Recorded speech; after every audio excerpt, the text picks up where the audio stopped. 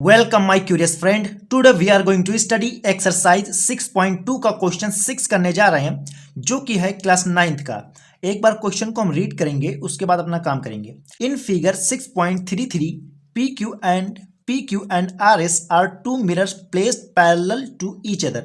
An incident ray AB strike the mirror PQ at B. The reflected ray moves along the path BC and strike the mirror RS at C and again reflect back along CD. Prove that AB is parallel to CD.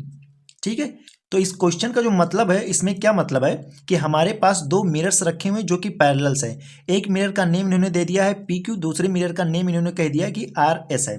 तो एक incident ray है जिसका नाम है AB, ये strike कर रही है PQ मिरर पर एट पॉइंट B पर। तो ये स्ट्राइक इसने किया तो इसको इंसिडेंट रे इन्होंने कह दिया है, और इसके बाद इधर से ये रिफ्लेक्ट होकर जा रही है along द पाथ BC।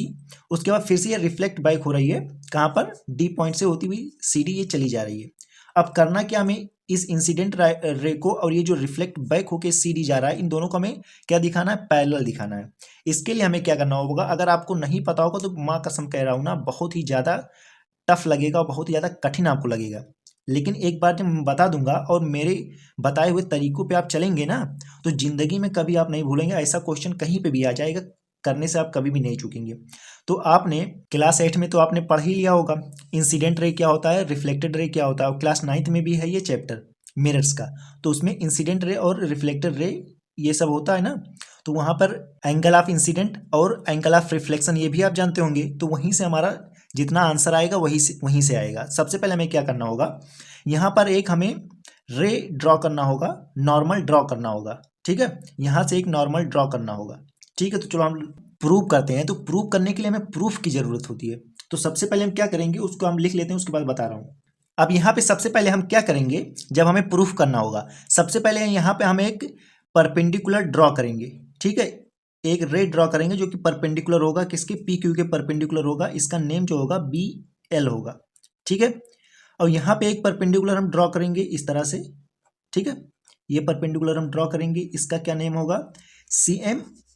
ये इसका नेम होगा CM। ये परपेंडिकुलर किसके होगा, जल्दी बताओ? RS के। क्लियर हो गया? ये परपेंडिकुलर किया, और यहाँ पे हमने कहा रे, अब यही हमने लिख दिया है, रे draw ray BL perpendicular to PQ and ray CM perpendicular to RS। ये दोनों है, और हमें ये दिया हुआ है कि PQ is parallel to RS, ये दिया हुआ है, और ये परपेंडिकुलर हमने कर दिया है। तो इसकी वजह से जब किसी भी पैरेलल लाइन पर अगर आप परपेंडिकुलर कर रहे हैं आगे पीछे, तो ये दोनों लाइन भी क्या होती है? परपेंडिकुलर होती है। तो वही हमने लिख दिया, so BL is parallel to CM। इतनी बात हो गई। उसके बाद हम कुछ जानते भी हैं। क्या जानते हैं? जब बात आती है इंसिडेंट रे की, और क्या आती है? रे की बात आती है, तो वहां पे होता है angle of incident is equal to angle of reflection. Angle of incident is equal to angle of reflection, ये होता है। अब यहाँ पे इस छोटे छोटे जो एंगल्स, इनका हम नेम दे देते हैं। इसका नेम हम दे देते हैं 1, ठीक है, इसका नेम हम दे देते हैं 2, इसका नेम दे देते हैं हम 3, इसका नेम दे देते हैं हम 4। इतना क्लियर हो गया काम? समझ गए ना? तो चलो अब यहाँ पे हम जानते हो कुछ। क्या जानते हैं? Angle of incident is equal to angle of reflection. ठीक है, अब ये कैसे हम कह रहे हैं? By the law of reflection की मदद से हम कह रहे हैं। ठीक है, तो एक बार इसको भी देख लो। बाई लॉ ऑफ रिफ्लेक्शन क्या होता है? जैसे हमारे पास ये कोई मिरर है, इसको इस तरह से समझ लो मिरर है। यहाँ पे अगर ये रे जा रही है, ठीक, कोई हमारी रे है, तो यहाँ पे जब टकराएगी तो ये वापस भी तो आएगी। ये हमारी रे जा रही थी, यहाँ पे पड़ी, उसके बाद टकरा के आ गई, तो यहाँ पे एक नॉर्मल ड्रॉ किया जाता है। ठीक है, ये फिजिक्स का लॉ है।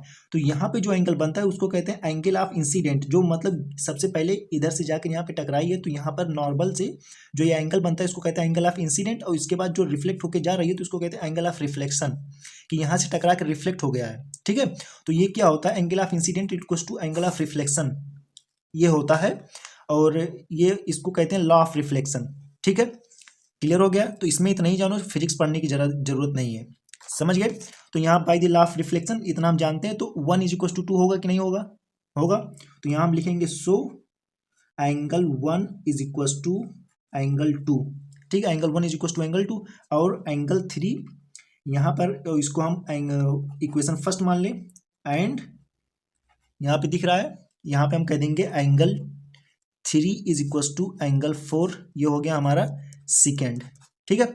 और हम क्या कर सकते हैं, 2 3 के इक्वल है, ठीक है। कैसे हम कह सकते हैं, यहाँ पे देखो इस तरह से है, देखते रहे ना, ये हमारा है normal, I mean to say that ये है परपेंडिकुलर टू पी क्यू और ये परपेंडिकुलर है क्या आर एस पे, तो इस तरह से है। और यहाँ पर ये इस तरह से है, देखते रहे ना। अब ये लाइन हमारी इस तरह से गई हुई है, ठीक है। और मैं इसकी बात कर रहा हूँ और इसकी बात कर रहा हूँ, ये हमारा 2 है, ये हमारा 3 है। इस तरह से आपको नहीं समझ में आ रहा जब इस तरह से मैंने किया, और मैं कह रहा हूँ ये पैरेलल है, ये क्या है, पैरेलल है, इसके पैरेलल है, दोनों पैरेलल है, तो ये क्या हो गया, अल्टरनेट इंटीरियर एंगल हो गया कि नहीं हो गया। इसमें नहीं समझ में आ रहा था, पहले मैंने ऐसे किया, उसके बाद ऐसे भी नहीं समझ में आ रहा था तो मैंने ऐसे कर दिया। 2 3 के इक्वल है कि नहीं है, एकदम इक्वल है। तो यहाँ पे लिखेंगे angle 2 is equal to angle 3, और इसको हम कहेंगे इक्वेशन थर्ड। अब यहाँ पर क्यों इक्वल है, क्योंकि ये अल्टरनेट इंटीरियर एंगल्स है। क्लियर हो गया। अब हम आगे बढ़ते हैं, आगे हम क्या बढ़ के करेंगे, फ्रॉम 1 2 एंड 3, इससे क्या करेंगे हम, यहाँ से हम कहेंगे angle 1 is equal to angle 2 is equal to angle 3 is equal to angle 4 है।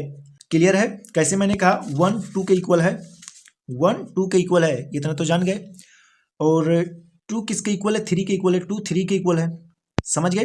और 3 किसके इक्वल है, 4 के इक्वल है, 3 किसके इक्वल है, 4 के इक्वल है, मतलब आपस में एक दूसरे के इक्वल है। 1 2 के इक्वल है, ये है, ठीक है। क्या 2 3 के इक्वल है, यस 2 3 के इक्वल है। क्या 3 2 के इक्वल है। और 3 किसके इक्वल है, 4 के इक्वल है, मतलब अगर 4 3 के इक्वल है, 3 2 के इक्वल है, 2 किसके इक्वल है, 1 के इक्वल है, मतलब आपस में सब बराबर है। यहाँ से ये काम हो गया। हमें फाइंड क्या करना था, हमें प्रूव करना था कि A B is parallel to C D. तो आप जानते हैं पैरेलल दिखाने के लिए 2 चीज़ होता है, एक होता है अल्टरनेट इंटीरियर एंगल को आप इक्वल दिखा दें, और या तो करस्पॉन्डिंग एंगल को आप इक्वल दिखा दें, 2 चीज़। तो यहाँ पे हम अगर अल्टरनेट इंटीरियर एंगल दिखा दें 1 + 2, ये पूरा एंगल और इस पूरे एंगल के इक्वल दिखा दें, समझ रहे हो बात को।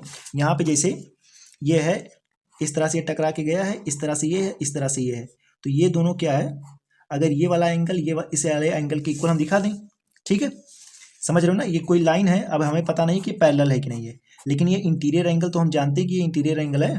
अगर इन दोनों को मैं इक्वल दिखा दूं तो ये दोनों लाइन अपने आप से क्या हो जाएंगी, पैरेलल हो जाएंगी। तो यही दिखाने की कोशिश हम कर रहे हैं। तो कैसे होगा, तो चलो हम देखते हैं। अगर यहाँ पे लिखेंगे if angle A B C is equal to angle B C D होगा, ठीक है। तो कैसे होगा, तो यहाँ पे एंगल क्या आ रहा है, 1 + 2 आ रहा है, ठीक है, इज इक्वल टू यहाँ पे क्या है, एंगल 3 + एंगल 4 है, 1 2 और 3 4 है। अब यहाँ पे 1 2 है, यहाँ पे भी 1 2 हमें लाना है, या यहाँ पे 3 और 4 लाना है, तो जो आपकी मर्जी करे। तो मैं 1 2 दोनों तरफ लाना चाह रहा हूँ, तो यहाँ पे 1 + 2 है। आप जानते हैं क्या 3 1 के इक्वल है, यहीं से हमको दिख रहा है, तो यहाँ पे हम करेंगे 1। क्या 4 2 के इक्वल है, यस 2 के इक्वल है, यहाँ पे हम I mean to say that ये 2 के इक्वल हम कर देंगे। तो यहाँ से हम कह सकते हैं कि LHS is equal to RHS है, ठीक है। सो क्या यहाँ पे हम कहेंगे, so ABC is equal to BCD, ठीक है।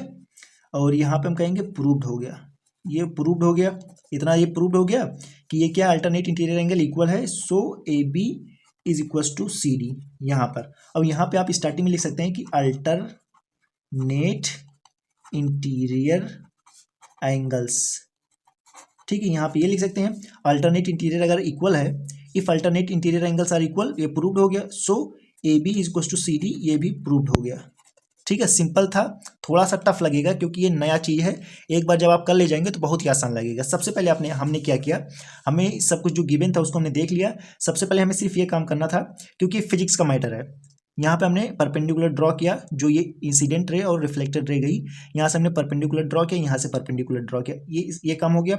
हम जानते हैं angle of incident is equal to angle of reflection होता है, ठीक है। और BL is equal to CM, ये पैरेलल हो गया, इतनी बात हम जान गए। और angle of incident equal to angle of reflection कैसे होता है, बाय लॉ ऑफ रिफ्लेक्शन, ये आप जाके फिजिक्स में पढ़िए। उसके बाद angle 1 is equal to angle 2 हो जाएगा, 3 इज इक्वल टू 4 हो जाएगा, 2 इज इक्वल टू 3 हो जाएगा। क्यों हो जाएगा, क्योंकि ये और ये पैरेलल है, और ये क्या अल्टरनेट इंटीरियर एंगल है। यहाँ इतना काम हो गया। और फ्रॉम 1 2 3 से हमने क्या कर दिया कि 1 2 3 4 सब इक्वल है। अगर अब यहाँ से आ रहा है, इसको और अच्छे से प्रूव करने के लिए, अगर ये अल्टरनेट इंटीरियर एंगल ये और ये इक्वल हो जा रहा है, जो कि हो भी गया कि LHS इक्वल टू RHS, तो हम कह सकते हैं ये प्रूव हो गया कि ये दोनों इक्वल है। और जब इक्वल है तो इसलिए ये पैरेलल क्या है, पैरेलल लाइन से AB equal to CD। Clear हो गया। तो I hope you enjoy answer 6। तो वीडियो आपको कैसी लगी कमेंट्स में बताएं, वीडियो को लाइक शेयर और चैनल को सब्सक्राइब करें। Thank you for watching this video.